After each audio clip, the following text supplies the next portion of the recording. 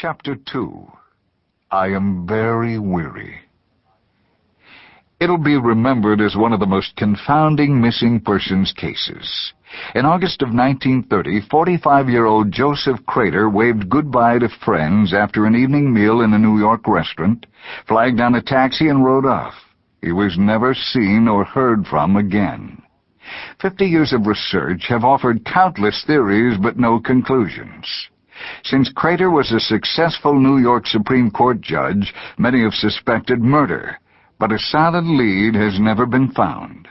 Other options have been presented: kidnapping, mafia involvement, even suicide. A search of his apartment revealed one clue.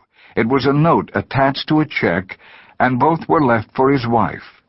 The check was for a sizable amount, and the note simply read, "I'm very weary. Love, Joe." The note could have been nothing more than a thought at the end of a hard day, or it could have meant a great deal more, the epitaph of a despairing man. Weariness is tough. I don't mean the physical weariness that comes with mowing the lawn, or the mental weariness that follows a hard day of decisions and thinking. No, the weariness that attacked Judge Crater is much worse.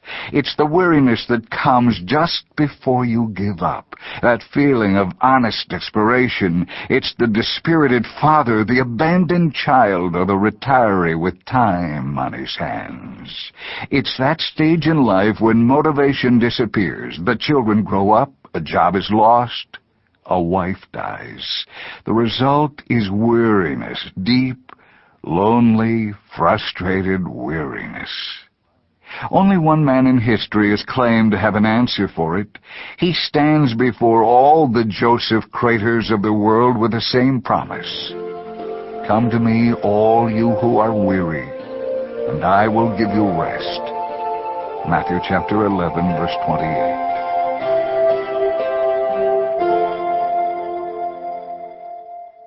Chapter 3. Now don't get carried away. Peter followed at a distance. Luke 22:54. Peter was sharp. He kept his distance from Jesus. "I'll stay close enough to see him," Peter reasoned, "but not too close, or I may get caught." Good thinking, Peter. Don't get too involved. It might hurt. Don't be too loyal. You might get branded. Don't show too much concern. They'll crucify you, too. We need more men like you, Peter. Men who keep religion in its place. Men who don't stir the water. Men who reek with mediocrity. That's the kind of man God needs, yes, sir. One who knows how to keep his distance. Now, I'll pay my dues, and I'll come once a week, but, well, you can get carried away, you know. Yes, you can get carried away, up a hill, to a cross, and be killed. Peter learned a lesson that day, a hard lesson. It is better never to have followed Jesus than to have followed him and denied him. Mark these words: follow at a distance, and you'll deny the master, period. You won't die for a man you can't touch, period. But stay near to him in his shadow. You'll die with him gladly.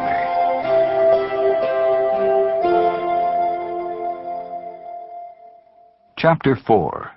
New wine is for fresh skins. Mark 2:22. I'll never forget Stephen. I met him in St. Louis. His 23 years had been hard on him, his arm scarred from the needle and his wrist scarred from the knife. His pride was his fist, and his weakness was his girl. Steve's initial response to love was beautiful. As we unfolded the story of Jesus before him, his hardened face would soften, and his dark eyes would dance. He wanted to change. But his girlfriend would have none of it. Oh, she'd listen politely and would be very sweet, but her heart was gripped by darkness. Any changes Steve made would be quickly muffled as she would craftily maneuver him back into his old habits.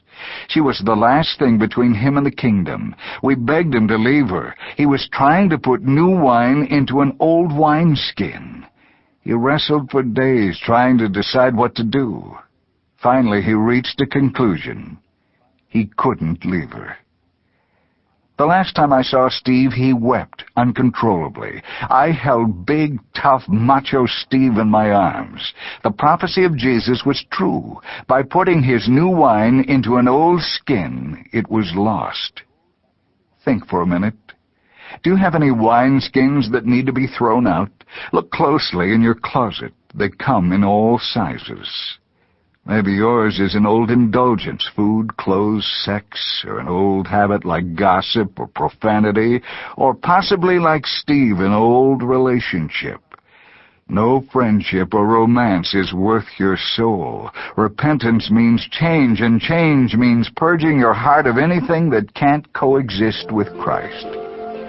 You can't put new life into an old lifestyle. The inevitable tragedy occurs. The new life is lost.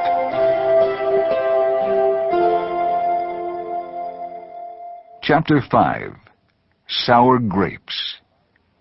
I once knew a man who treated Bible class and the worship service like a harsh movie critic treats a new release. Entertain me, arms folded, lips tight, expectant. This had better be good. With a ruthless eye and a critical ear, he sat and watched and listened.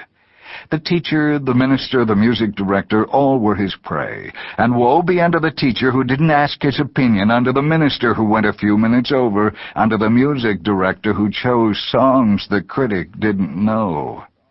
I once knew a man who came every Sunday to be entertained and not to encourage. He remarked that the Sunday afternoon game was more exciting than the Sunday morning assembly. I wasn't surprised.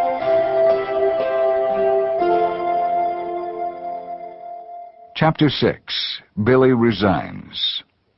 One evening in 1954, Billy Sickard resigned from life. No official announcement was made and no papers were signed, but still she resigned.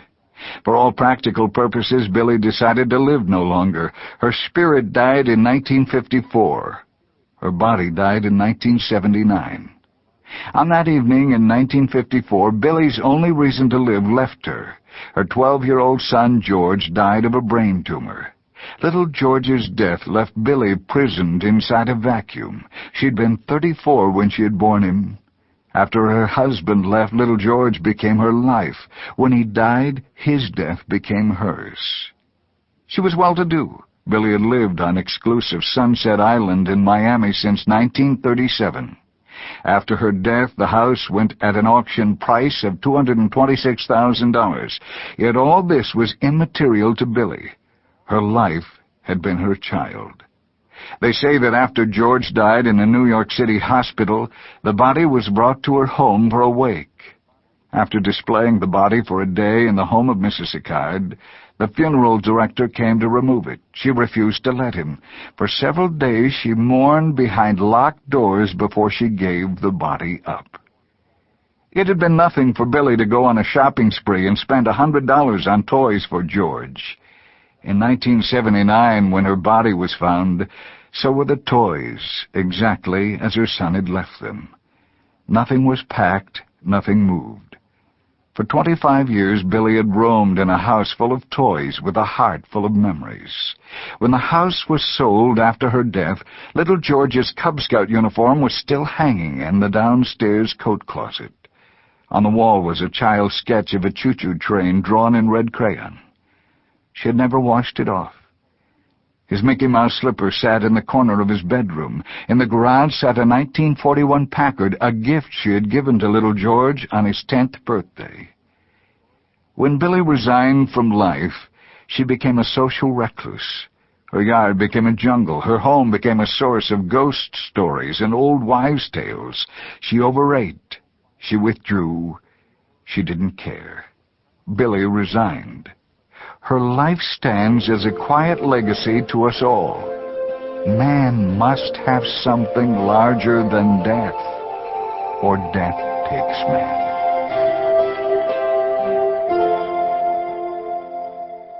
Chapter 7.